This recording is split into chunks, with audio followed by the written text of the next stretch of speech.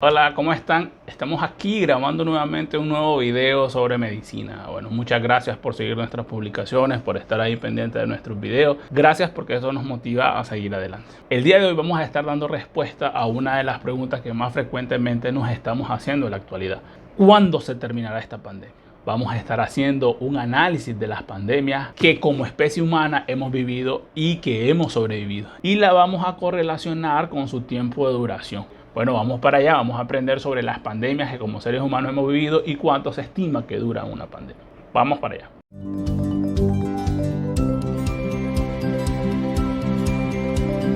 ¿Cuánto tiempo dura una pandemia?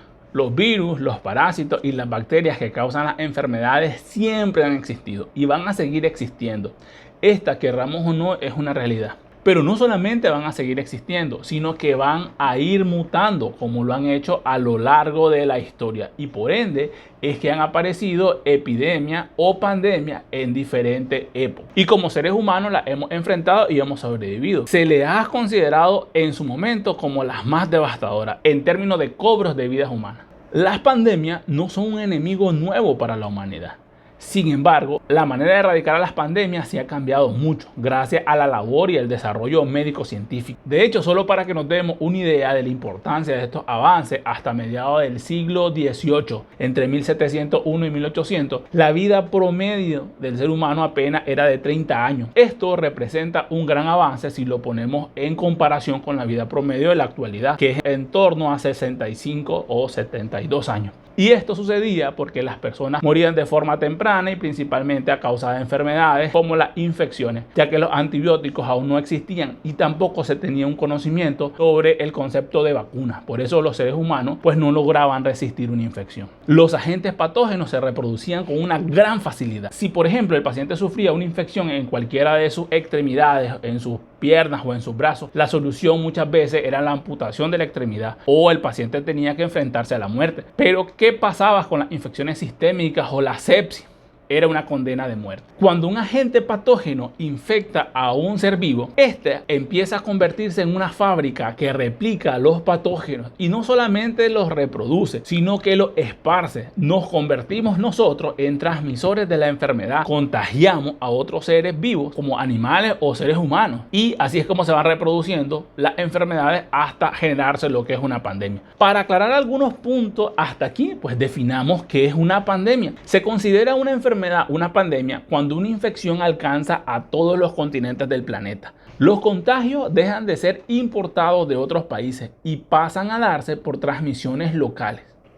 En este video estaremos hablando de algunas de las enfermedades que han afectado a la totalidad de la humanidad en sus contextos históricos. También estaremos aprendiendo un poco de cómo se han combatido y las lecciones que han dejado a la humanidad y a la comunidad médica. La primera de la que tenemos conocimiento es la peste de Justiniano. Esta es la primera pandemia de la que se conservan fuentes escritas y sucedió en el Imperio Bizantino en el año de 1541 de nuestra era. El reino estaba en un momento de esplendor porque estaban conquistando tierras en Italia y en Francia. Y durante una de esas conquistas, que se encuentra con un agente patógeno que mató al 25% de la población mundial. La humanidad tuvo brotes locales y esporádicos hasta el año 750, con ciclos que se repetían cada 8 o 10 años, siendo el primer brote de la enfermedad el más extenso y más mortífero. La peste desapareció hasta el siglo XIV, entre 1301 y 1400. En conclusión, duró aproximadamente unos 800 años. La respuesta de las personas para combatir la enfermedad prácticamente fue nula, en su mayoría porque para esa época la medicina se regía por principios mágicos religiosos, considerando a las enfermedades como un castigo divino. Los médicos, la verdad es que no tenían conocimiento sobre los conceptos de microorganismos. Hoy entendemos de virus, de bacterias y hongos. Algunas personas huyeron fuera de la ciudad para escapar de la peste, otros se quedaban en sus casas para no ser contagiados, tratando de establecer por tanto un distanciamiento físico entre el paciente enfermo y la persona que no estaba enferma. En conclusión, la medicina no estaba preparada para combatir una enfermedad de esta magnitud. No se sabe a ciencia cierta a cuánto ascendió las pérdidas de vidas humanas. Fue hasta 1888 que científicos lograron aislar la bacteria que mató a las personas en esta peste y descubrieron que era la Yersinia pestis, la misma bacteria que 800 años más tarde se iba a conocer como la peste negra. Así que hablaremos esta vez sobre la peste negra. Esta enfermedad se desató en la Edad Media, entre 1346 y 1347, afectando al viejo continente, a Europa. La enfermedad empezó a propagarse a las orillas del Mar Negro. La ventaja para nosotros con respecto a esta enfermedad en particular fue que la peste negra era muy letal. Entonces la gente moría de forma rápida y por tanto la expansión se daba de una forma más lenta. Aún con esta característica, hay estudios que demuestran que murió cerca del 60% de la población europea en tan solo 6 años que duró la enfermedad. Otra vez, como causa de la enfermedad se le dieron explicaciones sobrenaturales, como por ejemplo de que la peste negra era generada por la corrupción del aire provocada por la bacteria orgánica en descomposición, aunque hoy también hemos aprendido que se debe hacer un adecuado desecho de materiales biológicos. Otra de las explicaciones que se dio es que tenía un origen astrológico. Estaba causado por eclipses, que por el paso del cometa, que por planetas alineados, entre tantas otras explicaciones que se le quiso dar. Finalmente fue hasta el siglo XIX que bacteriólogos descubrieron que era la Yersinia pestis, anteriormente conocida como Pasteurella pestis, que es una bacteria gram negativa, cocobacilo sin espora, que se relaciona tanto con la Yersinia pseudotuberculosis y la Yersinia enterocolítica. Es un organismo anaeróbico que puede infectar a los humanos a través de las pulgas de la rata oriental. La peste adoptaba 3 formas principales: la forma neumónica, la septicémica y la bubónica. Es decir, la peste era una zoonosis, una enfermedad que pasa de los animales hacia los humanos. Los primeros síntomas se manifestaban de 16 a 23 días del contagio de la enfermedad. Producían fiebre alta, inflamación en el cuello, inflamación en la ingle, escalofrío e inflamación en los ganglios linfáticos, que recibían el nombre de bubón. De ahí viene el término de peste bubónica. Además, producían unas manchas negras en el cuerpo y de ahí el nombre de peste negra. Para tratar la peste, los doctores hacían intervenciones quirúrgicas para quitar los bubones endurecidos de la ingle, la axila o el cuello. En caso de que los bubones no aparecieran, le daban al enfermo purgas, pomadas caseras o incluso se llegó a la toma de orines. Otras de las prácticas que se utilizaban era que quemaban hierbas aromáticas para purificar el ambiente y usaban azufre para combatir la contaminación del aire. La única medida que en la actualidad se considera que logró ser útil en ese momento, en aquel momento de la historia, fue la quema de la ropa y pieles y alfombra de las personas que estaban enfermas con la peste negra, porque acababa de hecho con las pulgas. Las medidas higiénicas eran pésimas. Esto pasó en Europa, pero también tenemos conocimiento de enfermedades devastadoras en el Nuevo Mundo, en América, y es el caso de la viruela. La viruela abarcó 300 años, 3 siglos, durante el siglo XVIII, XIX y XX. La viruela acabó el 90% de los indígenas en Estados Unidos y en Europa se estima que mató aproximadamente a 56 millones de personas. Se expandió con una facilidad rápida en el Nuevo Mundo porque cuando los conquistadores empezaron a cruzar el océano, la población nativa de América no tenía las defensas necesarias para combatir esta nueva enfermedad. En épocas más recientes, su tasa de mortalidad llegó a ser incluso del 30%, pero en la actualidad la viruela es una de las pocas enfermedades que la medicina ha logrado erradicar por completo gracias a la utilización de las vacunas. La cura fue creada por Edward Jenner, que fue un investigador y médico en 1796 en Inglaterra, y utilizó el método de inoculación, que es una técnica para atenuar la enfermedad para luego introducirla en otro ser humano y crear de esta manera defensas. El último caso de viruela se registró en 1977 en Somalia. La época moderna, ya en el siglo XX. El siglo XX abarca desde 1901 hasta el 2000. Se tiene conocimiento sobre la gripe española. La gripe española mató entre 1918 y 1920 en apenas 2 años a más de 40 millones de personas en todo el mundo, aunque en otras literaturas consultadas refieren cifras de hasta 50 a 100 millones. La verdad es que se desconoce con exactitud la cifra exacta de vidas que cobró esta pandemia, que es considerada en la actualidad la más mortífera de la historia.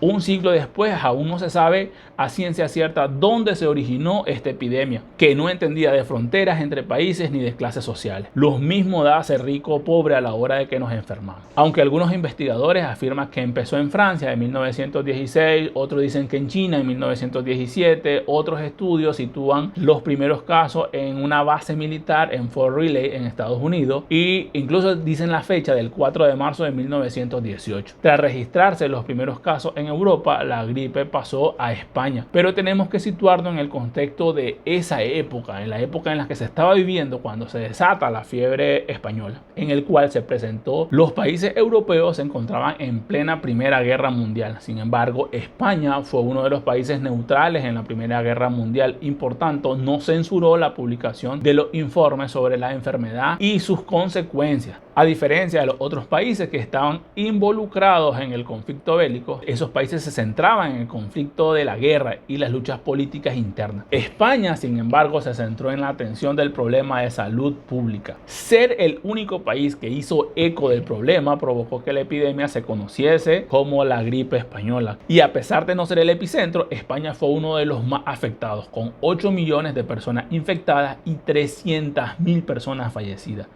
La censura y la falta de recursos evitaron investigar el foco del letal virus. Sin embargo, en la actualidad sabemos que fue causado por un brote de influenza tipo A del subtipo H1N1. A diferencia de otros virus que afectan básicamente a niños y ancianos, muchos de sus víctimas fueron jóvenes y adultos saludables entre los 20 y los 40 años. Un grupo de edad que probablemente no estuvo expuesta al virus durante su niñez y no contaba con inmunidad natural. Los síntomas más frecuentes de la gripe española fueron la fiebre elevada, el dolor de los oídos, cansancio corporal, es decir, fatiga, diarrea y ocasionalmente se presentaba vómito. La mayoría de las personas que fallecieron durante la pandemia murieron a causa de una neumonía bacteriana secundaria a la primoinfección, ya que no habían antibióticos disponibles para aquella época, con lo cual hacer frente a este tipo de afectación. Otros grupos de pacientes murieron rápidamente después de la aparición de los primeros síntomas y a menudo causados por hemorragias pulmonares agudas y masivas o con edema pulmonar, y con frecuencia se presentaban en menos de 5 días, sumamente rápido. En las autopsias que se realizaron en 1918, los hallazgos patológicos primarios se limitaban al árbol respiratorio, por lo que los resultados se centraron en la insuficiencia respiratoria, sin evidenciar la circulación del virus en otros sistemas. No existían protocolos sanitarios que seguir, y eso conllevó a que los pacientes se aglomeraran en espacios reducidos y sin ventilación, y los cuerpos eran apiñados en las morgues y en los cementerios, propagando aún más la enfermedad. Por aquel entonces se haría popular el uso de las máscaras de tela, con las que la población se sentía un poco más tranquila, aunque en la actualidad sabemos que este tipo de mascarillas son poco eficaces. ¿Cuándo terminó la pandemia de la gripe española y qué lecciones podemos aprender de esta afectación de hace un siglo? Bueno, en el verano de 1920 el virus desapareció tal y como había llegado. Así de rápido vino, así rápido se fue. Tanto por los síntomas como por nuestra respuesta ante la pandemia, pues muchos historiadores consideran que la gripe española es una referencia para aprender lecciones del pasado y ponerla en práctica para enfrentar la actual pandemia de coronavirus que estamos viviendo. Las similitudes con la gripe española son claras. Al principio se dijo que la gripe española era un constipado, era un resfriadito sin importancia que no iba a llegar a más. Pero, sin embargo, poco tiempo después los sistemas sanitarios no daban abasto con la cantidad de pacientes que requerían la atención médica y colapsaron. Las medidas de contención de la pandemia de hace un siglo también nos suenan sumamente familiares. Desinfección y cierre de espacios públicos como teatros, escuelas y el cierre de las fronteras entre países. Como en esa época no existían teléfonos particulares como en la actualidad, se fumigaban los teléfonos públicos e incluso a las telefonistas en las operadoras donde los ciudadanos acudían a llamar. En Estados Unidos se llegó a multar a la población por no llevar mascarilla y estas multas ascendían hasta $100 de la época. El uso de mascarillas y el lavarse las manos, fortalecer la higiene personal.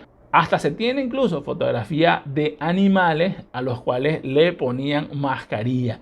En 1918, como ahora, se comprendió rápido que las multitudes eran un foco de contagio. Se produjeron confinamientos y se avanzó en la aplicación de medidas preventivas que ya habían demostrado su eficacia históricamente, imponiendo algunos cordones sanitarios, profundizando en el seguimiento de las medidas higiénicas y promoviendo cuarentenas para los sospechosos de estar contaminados. Sin embargo, también se tuvo que combatir contra las supersticiones y contra los criterios no científicos. España documentó para la época la evolución de la enfermedad. Por eso se sabe que la primera oleada en España tuvo lugar después de las celebraciones del patrono de la capital española. La gente en esa ocasión se reunió y unas semanas después, hacia el 22 de mayo, los periódicos decían que todos estaban cayendo enfermos de gripe. Sin vacuna ni test para dar cobertura epidemiológica a la enfermedad, solo se esperaba que las temperaturas cálidas que iban a venir con el verano pues disminuyera la transmisión de la enfermedad, pero lastimosamente eso no sucedió. Más bien pasó todo lo contrario. Llegó una segunda ola, incluso más mortal que la primera. En España se presentó en septiembre y coincidió con las vendimias, la celebración a la Virgen y la relajación del confinamiento. Así fue como se presentó la segunda ola. En concreto, el fin de la pandemia de forma individual dependió de cada país, de la información y de la formación de sus especialistas y de los intereses de su clase política. Al solaparse la gripe española con el final de la Primera Guerra Mundial, a esto se agregaron otros factores como por ejemplo la derrota o la victoria de cada país y la reconstrucción y el hambre que dejó la guerra. Pero todos los académicos coinciden en que el final a nivel mundial de la pandemia de gripe española ocurrió en 1920, cuando la sociedad acabó por desarrollar una inmunidad colectiva a la gripe española, aunque el virus no desapareció nunca por completo. Pero al final, como sucede a menudo, cuando los efectos bajaron, la gente dejó de preocuparse. La memoria de nosotros los seres humanos es corta, sin embargo, sí que dejó enseñanzas a nivel mundial en cuanto a la comunidad médica científica, confirmando o sumando conocimiento de cómo se debían de ser tratadas las epidemias. En el caso de la gente común, la gente no médica, quien sufrió directamente la enfermedad o la pérdida de un ser querido, por supuesto que conservó el recuerdo, pero no produjo un cambio significativo ni mucho menos una transformación a nivel global. Algunos de los cambios que acentuó fue a nivel higiénico personal y social, como por ejemplo el desarrollo de programas de atención primaria, una cierta preocupación por la urbanización de las ciudades que evitasen las aglomeraciones y una voluntad de obras de saneamiento en las grandes ciudades europeas. A lo largo de la historia de las pandemias que como seres humanos hemos enfrentado, hemos llegado a la conclusión que cualquier medida tomada ante la pandemia al inicio se calificó como exagerada, pero en cambio posteriormente se le consideró como insuficiente. Los seres humanos preferimos llorar a prevenir. Pues, ¿cuándo se acaba una pandemia? Una pandemia, en términos epidemiológicos, se acaba cuando no hay transmisión comunitaria incontrolada y los casos están a un nivel sumamente bajo. Sin embargo, muchos de los virus y las bacterias que causaron estas enfermedades no se han ido por completo. Por mencionar un ejemplo, la gripe española, se han encontrado trazas del mismo virus en otras gripes. La gripe española siguió apareciendo y haciendo mutaciones y adquiriendo material genético de otros virus. La posibilidad de que ocurran brotes nuevos es alta por dos razones fundamentales. La primera, en la actualidad somos más seres humanos en todo el mundo. En los últimos 50 años la población del planeta se ha duplicado. Hay también más animales domesticados o comercialización de los animales que nunca en la historia. Los agentes patógenos, sean estos virus o bacterias, pueden saltar con facilidad de los animales hacia nosotros los seres humanos haciendo zoonosis. A esto hay que sumarle la segunda causa, que es la facilidad con que las enfermedades se propagan a causa de la globalización mundial. Por esto, la ciencia médica deberá de tratar de estar siempre un paso más adelante que cualquier agente patógeno, con innovaciones, avances médicos y sobre todo con la colaboración entre nosotros como especie humana, como hermanos que somos. Solamente así se logrará combatir cualquier enfermedad a través de vacunas, el uso de antibióticos y otros tratamientos. En esta ocasión, en la pandemia de COVID, los científicos del mundo han utilizado la experiencia y la tecnología para rápidamente entender el genoma del coronavirus y pasar la información sobre su virulencia y colaborar para generar medidas que la contrarresten la enfermedad. Es gracias a la ciencia moderna y a la labor de las farmacéuticas, del personal de atención en salud, que se ha logrado combatir esta pandemia. Y el combatir esta pandemia será una experiencia completamente distinta a las otras ocasiones. Pero depende fundamentalmente de nosotros, de todos nosotros, de tener empatía, de no creer que lo que le pasa a mi vecino no me afecta a mí, o que las cosas malas solamente le pueden suceder a los demás y no me van a pasar a mí. Todos somos seres biológicos, todos nos enfermamos y todos moriremos. Empatía es la clave. Cuidándome yo, cuido de ti y viceversa. Bueno, esta es la información que tenía para ti el día de hoy. Si la información la consideras de valor, te invito a que te suscribas al canal, nos des like y compartas para que la información le sea de provecho a otras personas. Danos like, deja tus comentarios porque es la única forma que tenemos para crecer y de esta manera YouTube nos va a recomendar a otras personas. Gracias.